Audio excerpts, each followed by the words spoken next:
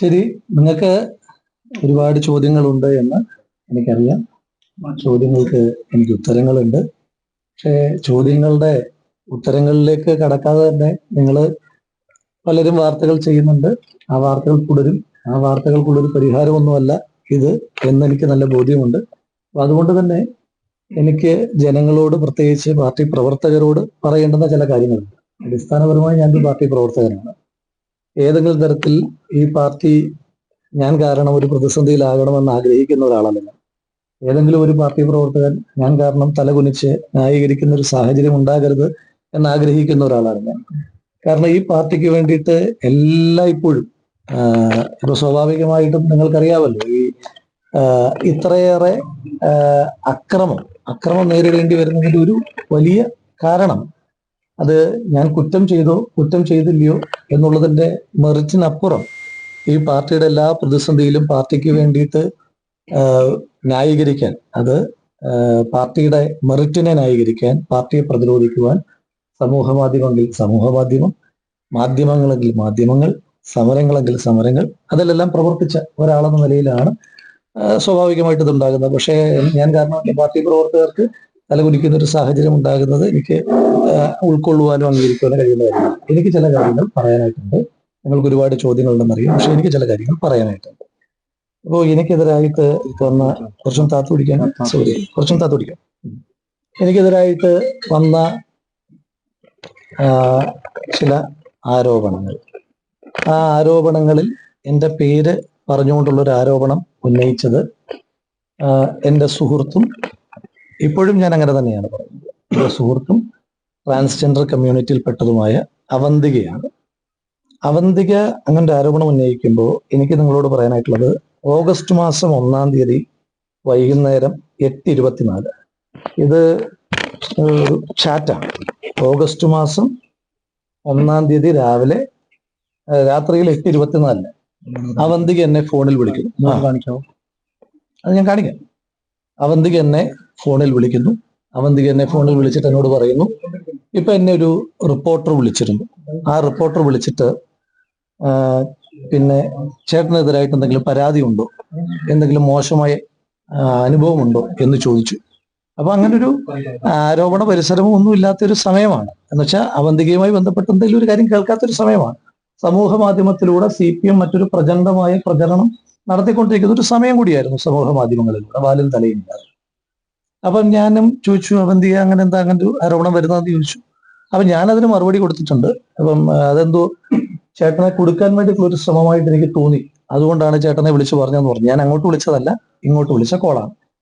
അപ്പോ അതിനുശേഷം ആ കോള് കട്ട് ചെയ്യുമ്പോൾ തന്നെ ഞാൻ പറഞ്ഞു, അപ്പൊ എന്നോട് പറഞ്ഞു ഞാനത് വോയിസ് റെക്കോർഡ് ചെയ്ത് വെച്ചിട്ടുണ്ടെന്ന് പറഞ്ഞു. അവന്തിക തന്നെ എന്നോട് പറഞ്ഞു ഞാൻ ആ കോള് റെക്കോർഡ് ചെയ്ത് വെച്ചിട്ടുണ്ടെന്ന് പറഞ്ഞു. അപ്പൊ ഞാൻ ചോദിച്ചു എനിക്കത് അയച്ചു തരുമെന്ന് ചോദിച്ചു. അപ്പം ഞാനത് കോള് കട്ട് ചെയ്തതിന് ശേഷം നിങ്ങൾക്ക് കാണാം, സെൻഡ് ഇറ്റ് പ്ലീസ് എന്ന് പറഞ്ഞിട്ട് ഞാൻ മെസ്സേജ് അയക്കുന്നു, സെൻഡ് ഇറ്റ് പ്ലീസ്. അതായത് ഇങ്ങനത്തെ കോള് വരുന്നതിനെ പറ്റി എനിക്കൊരു ധാരണ ഉണ്ടാക്കാൻ കഴിയില്ല. അപ്പം വെയിറ്റ് എന്ന് പറഞ്ഞു. അന്നേരം തന്നെ ഞാൻ അവരോട് ചോദിക്കുന്നുണ്ട്, ക്യാൻ ഐ ആസ്ക് ദം, ഈ വിളിച്ച റിപ്പോർട്ടറോട് എനിക്ക് ചോദിക്കാൻ കഴിയുമോ എന്ന് ചോദിച്ചു. Okay, sure.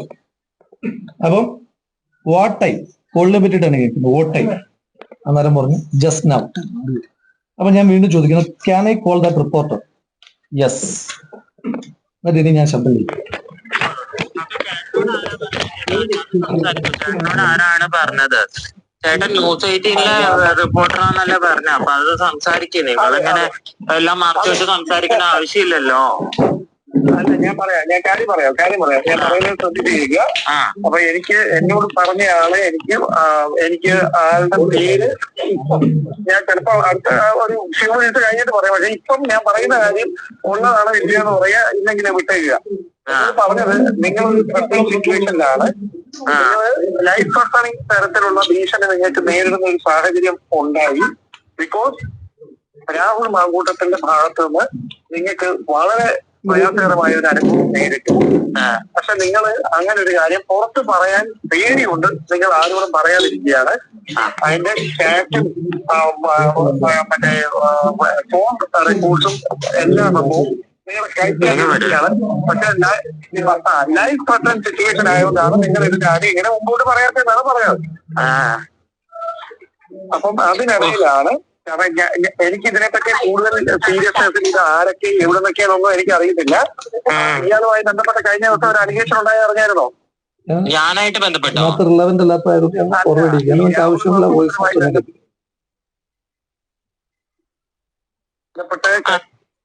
പോലീസിലായിട്ട് കംപ്ലൈന്റ് പോകാനും അല്ലാതെ എന്റെ പാർട്ടി വഴി കംപ്ലൈന്റ് പോകാനും എല്ലാ അവസരങ്ങളും ഈ നാട്ടിലുള്ള സമൂഹത്തിലല്ലേ നമ്മൾ ജീവിക്കുന്നത്.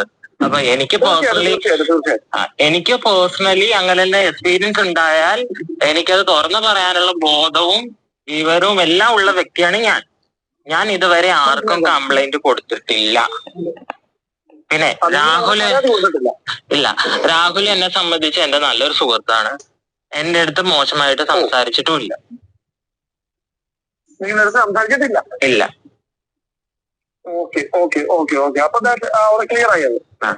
ആരാ ഈ പരാതി പറഞ്ഞതാരാണ്? നിങ്ങൾക്ക് അങ്ങനെ ഇല്ല എന്ന് പറഞ്ഞ സ്ഥിതിക്ക് നിങ്ങൾ അത് ഇട്ടേക്കുക. അല്ലെങ്കിൽ ഇങ്ങനെ എന്നെ പറ്റി ഒരു അപവാദം പറഞ്ഞു നടക്കുമ്പോ അത് ആരാന്ന് അറിയാനുള്ള അവകാശമില്ല ചേട്ടാ. അതുകൊണ്ട് ചോദിച്ചതാണ്. അങ്ങനല്ല, നിങ്ങളെ മോശമായിട്ടൊന്നും അല്ല കേട്ടോ പറഞ്ഞത്. മോശമല്ലെങ്കിൽ കേരളത്തിലൊരു MLA പാലക്കാട് MLA ആണ്. ആ MLA ആയിട്ട് എനിക്ക് ബാഡ് എക്സ്പീരിയൻസ് ഉണ്ടെന്ന് പറഞ്ഞാൽ അതൊരു മോശപ്പെട്ട കാര്യം തന്നെയല്ലേ? ഇല്ലേ? ബാഡ് എക്സ്പീരിയൻസ് ഉണ്ടായെന്നല്ല പറഞ്ഞത്. നിങ്ങൾക്കൊരു വാട്സാപ്പ് ചാറ്റിൽ മിസ്ബിഹേവ് ചെയ്യുന്ന രീതിയിൽ അതൊരു ബാഡ് എക്സ്പീരിയൻസ് അല്ലേ? മിസ്ബിഹേവ് ചെയ്തു എന്ന് പറയുന്നത് തന്നെ ഒരു ബാഡ് എക്സ്പീരിയൻസ് ആണല്ലോ. അപ്പൊ അത് പറഞ്ഞു നടക്കുന്ന ആരാന്ന് അറിയാനുള്ള അവകാശം എനിക്കും കൂടി ഇല്ലേ? ഞാൻ ആളോടൊന്ന് ചോദിക്കട്ടെ, നിങ്ങളിപ്പോ എങ്ങനെയാണ് പറയുന്നത്? നിങ്ങളുടെ ക്ലാരിഫിക്കേഷൻ എങ്ങനെയാണ്? ഞാൻ എങ്ങനെയാ പറയേണ്ട ആവശ്യമില്ല. എനിക്ക് എന്തെങ്കിലും മിസ്ബിഹേവ് ഉണ്ടായാലും എനിക്ക് എന്തെങ്കിലും പ്രശ്നം ഉണ്ടായാലും ബന്ധപ്പെട്ട അതോറിറ്റിനെ സമീപിക്കാനുള്ള എല്ലാ ബോധവും അവകാശവും എല്ലാം എനിക്കുള്ളതാണ്. അത് എന്നെ സംബന്ധിച്ച് എനിക്ക് ആ ഒരു പ്രശ്നം ഉണ്ടായാൽ എനിക്ക് അത് സമീപിക്കാനുള്ള എല്ലാ ഫ്രീഡം ഉണ്ട്. അതിനുള്ള എല്ലാ വഴികളും ഉണ്ട്. പോലീസ് തലത്തിലായാലും ഇപ്പൊ ന്യൂസ് പരമായാലും അല്ലാത്ത ഗവൺമെന്റ് തലത്തിലായാലും എനിക്ക് നല്ല ഏതാണ് ഇപ്പൊ എനിക്ക് നിലവിൽ എനിക്ക് പാർട്ടിയിൽ ചുമതല ഒന്നും തന്നെ ഇല്ല. അപ്പോ ഈ സംഭാഷണം നിങ്ങൾ കേട്ട് കാണും എന്നാണ് ഞാൻ വിചാരിക്കുന്നത്. അപ്പൊ എനിക്കിങ്ങനെ അതിനുശേഷം അന്നത്തെ ദിവസം ഞാൻ വിളിച്ചു. അതായത് ഇവർ പുറത്തു പറയുന്ന ദിവസവും പിന്നുള്ളതെല്ലാം കാഷ്വൽ സംഭാഷണങ്ങളാണ്. അത് രണ്ടുപേര് തമ്മിലുള്ള കാഷ്വൽ സംഭാഷണങ്ങൾ. അതിനകത്ത് ഏതെങ്കിലും ഒരു മോശപ്പെട്ട കാര്യമൊന്നുമില്ല. അത് പുറത്തു പറയേണ്ട കാര്യമില്ല. ഇനി അന്നത്തെ ദിവസമാണ് ഇവരാരോപണം ഉന്നയിക്കുന്നതിന് മുൻപ് ഇവരങ്ങനെ എന്നോടിത് പറഞ്ഞിട്ട് നിൽക്കുന്ന സാഹചര്യമാണല്ലോ. അപ്പൊ അന്നേരമാണ് മറ്റൊരു അലിഗേഷനുമായി ബന്ധപ്പെട്ടിട്ട് ഞാൻ മാധ്യമങ്ങളെ കാണാമെന്ന് തീരുമാനിക്കുന്നത്. അപ്പോ ഞാൻ അവർക്ക് 2 തവണ അവരെ വിളിക്കുന്നു. അപ്പൊ ഞാൻ അവരോട് വോണ ടോക്ക് ടു യു എന്ന് പറയുന്നു. അപ്പൊ ആ സംഭാഷണം ഉണ്ട്. അതിനുശേഷം ഞാൻ അവരെ വിളിച്ചിട്ട് ഞാൻ പറഞ്ഞു, ഇതിനെപ്പറ്റി പറയട്ടെ. അത് പറഞ്ഞതിന് ശേഷം നിങ്ങൾ എന്നോടൊപ്പം നിൽക്കുമല്ലോ. അപ്പൊ ഞാനിത് ചോദിക്കുന്നുണ്ട് കേട്ടോ ഇവരോട്.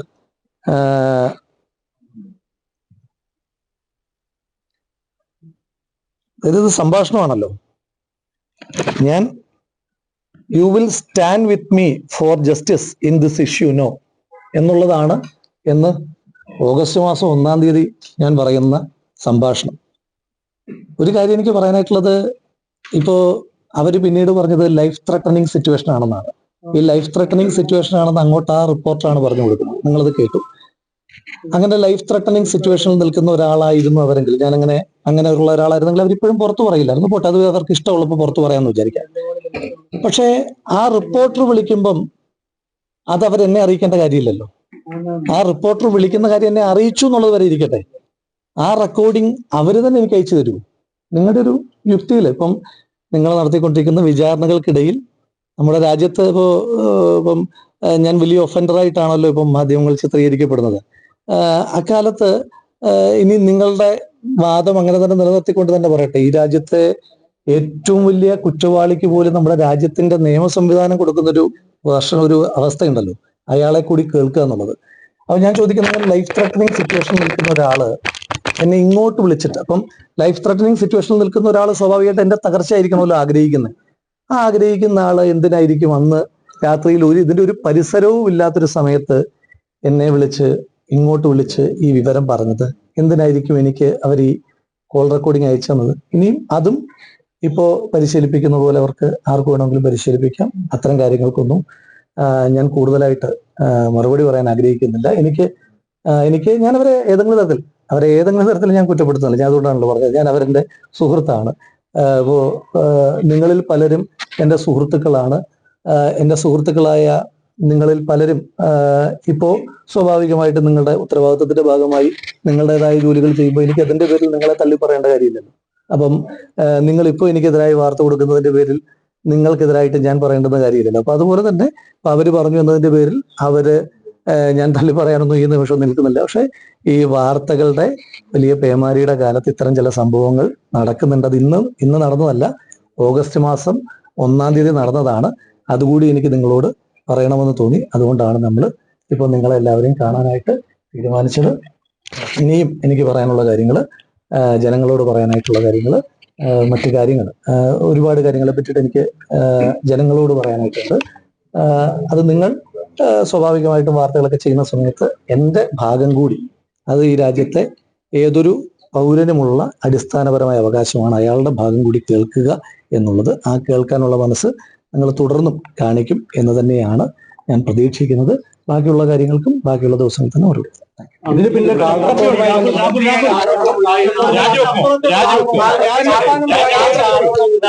ദിവസം കഴിഞ്ഞാൽ എന്തുകൊണ്ടാണ് ഈ വിശദീകരണം നൽകാൻ അങ്ങ് വൈകിയത്? ഇപ്പോ വിശദീകരണം നൽകാൻ വൈകി എന്ന് പറയുമ്പോഴും വേണമെങ്കിൽ അതിനകത്ത് എന്നെ സംശയിക്കാനായിട്ടുള്ള ഒരു ഫാക്ടർ എന്താ പറയാൻ കഴിയുക? ഞാനിത് ഫാബ്രിക്കേറ്റ് ചെയ്തു എന്ന്. വാലും തലയും ഇല്ലാത്തൊരു ശബ്ദമല്ലല്ലോ ഞാൻ കാണിച്ച്. ഞാനൊരു ചാറ്റ് നിങ്ങളെ ലൈവായി കാണിക്കുകയാണ്. നിങ്ങൾക്ക് ആർക്കെങ്കിലും സംശയം ഉണ്ടെങ്കിൽ നിങ്ങൾക്കത് നേരിട്ട് വെരിഫൈ ചെയ്യാം. ഞാനൊരു ചാറ്റ്, ആ ആളുടെ ചാറ്റ്, ഇനി ഞാൻ ആ ആളുടെ നമ്പർ ഉൾപ്പെടെ കാണിക്കാത്തത്, പബ്ലിക്കിന് മുന്നിൽ കാണിക്കാത്തത് അത് അയാളുടെ സ്വകാര്യതയെ മാനിച്ചിട്ടാണ്. നിങ്ങൾ ആർക്കെങ്കിലും അത്തരത്തിൽ സംശയം ഉണ്ടെങ്കിൽ എന്നോടൊപ്പം വന്നാൽ ഞാൻ സ്വകാര്യമായിട്ട് നിങ്ങളെ അത് കാണിച്ച് അത് അവരുടെ നമ്പർ തന്നെയാണോ എന്ന് ബോധ്യപ്പെടുത്തും. അപ്പൊ അതായത് ഞാൻ ഫാബ്രിക്കേറ്റ് ചെയ്ത ഒരു സാധനമല്ല. പിന്നെ എന്തുകൊണ്ട് പറയാൻ വൈകി എന്ന് ചോദിച്ചാൽ, സ്വാഭാവികമായിട്ടും മനുഷ്യന്മാരും ഇത്തരം സാഹചര്യങ്ങളിലൂടെ പോകുമ്പോൾ ഉണ്ടാകുന്ന കാര്യങ്ങളൊക്കെ ഉണ്ടല്ലോ. അപ്പൊ അതൊക്കെ ഉണ്ടെന്ന് കൂട്ടിക്കും. അതിന്റെ ഇനിയും നിങ്ങളൊക്കെ ആരോപിക്കുന്ന പോലെ നിങ്ങൾക്ക് പലരും ഞാൻ വലിയ ഒഫൻഡർ ആണെന്നൊക്കെ പറയുന്നു. അത് കോടതിയും നിയമങ്ങളുമാണ് ഞാൻ ഒഫൻഡർ ആണോ അല്ലയോ എന്ന് പറയേണ്ടത്. പക്ഷേ എങ്കിൽ പോലും എല്ലാവരും മനുഷ്യന്മാരാണല്ലോ. അപ്പം എനിക്ക് എൻ്റെതായിട്ടുള്ള ഫീലിങ്സും ഇമോഷൻസും ഒക്കെ ഉണ്ട് എന്നാണ് ഞാൻ വിചാരിക്കുന്നത്. ഒരു കാര്യം കൂടി പറയാൻ ആഗ്രഹിക്കുന്നത്, ഞാൻ എൻ്റെ പാർട്ടിയെ പ്രതിരോധത്തിലാക്കാൻ ആഗ്രഹിച്ച ഒരാളല്ല. പാർട്ടി പ്രവർത്തകർക്ക് അങ്ങനെ ചെയ്യേണ്ടി വരുന്നതിനകത്ത് അവർക്ക് ഞാൻ ചിലതൊക്കെ കാണുമ്പോൾ അവർക്ക് പ്രതിരോധിക്കേണ്ടി വരികയാണ്. ഞാൻ ഈ പാർട്ടി ഒരുപാട് പ്രതിരോധിച്ച ഒരാളാണ്. ഈ പാർട്ടി ഒരുപാട് പ്രതിരോധിച്ച ഒരാൾക്ക് വേണ്ടിയിട്ട് അങ്ങനെ പ്രതിരോധം തീർക്കുന്ന പ്രവർത്തകരോട് എനിക്ക് ആകെ പറയാനായിട്ടുള്ളത്, ഞാൻ കാരണം ഒരു പ്രയാസം അവർക്കുണ്ടാകുന്നതിനകത്ത് ഞാൻ അവരോട് ക്ഷമ ചോദിക്കുന്നു. ഞാൻ കാരണം ഇപ്പൊ എന്നെ ഒരുപാട് സ്നേഹിച്ച മനുഷ്യന്മാർ ഒരുപാട് പേർ എന്നെ വിളിക്കുന്നുണ്ട്. ഈ ദിവസങ്ങളൊന്നും എൻ്റെ ഫോണിന് വിശ്രമമില്ല. പല ഫോണുകളും എനിക്ക് എടുക്കാൻ കഴിയുന്നില്ല. അപ്പൊ ഒരുപാട് ആളുകൾ പിന്തുണയ്ക്കുന്നുണ്ട്, ഒരുപാട് ആളുകൾ കുറ്റപ്പെടുത്തുന്നുണ്ട്, ചില ആളുകൾ നിശിതമായി വിമർശിക്കുന്നുണ്ട്, ചില ആളുകൾ സങ്കടപ്പെടുന്നുണ്ട്. അത്തരം ഒരു സാഹചര്യത്തിനൊക്കെ എനിക്ക് ആളുകളോടെല്ലാം അങ്ങനൊരു സാഹചര്യം ഉണ്ടായതിനകത്ത് എനിക്ക് അവരോട് മാപ്പ് ചോദിക്കാൻ മാത്രമേ ഈ നിമിഷത്തിൽ കഴിയുകയുള്ളൂ. ബാക്കിയുള്ള കാര്യങ്ങളെല്ലാം എനിക്ക് നിങ്ങൾ വഴി ജനങ്ങളോട്, ജനകീയ കോടതിയിൽ പറയേണ്ട കാര്യങ്ങൾ നിങ്ങൾ വഴി ജനകീയ കോടതിയിലും, അതിനപ്പുറം എന്തെങ്കിലും കാര്യങ്ങളുണ്ടെങ്കിൽ നീതിന്യായ കോടതിയിലൂടെയും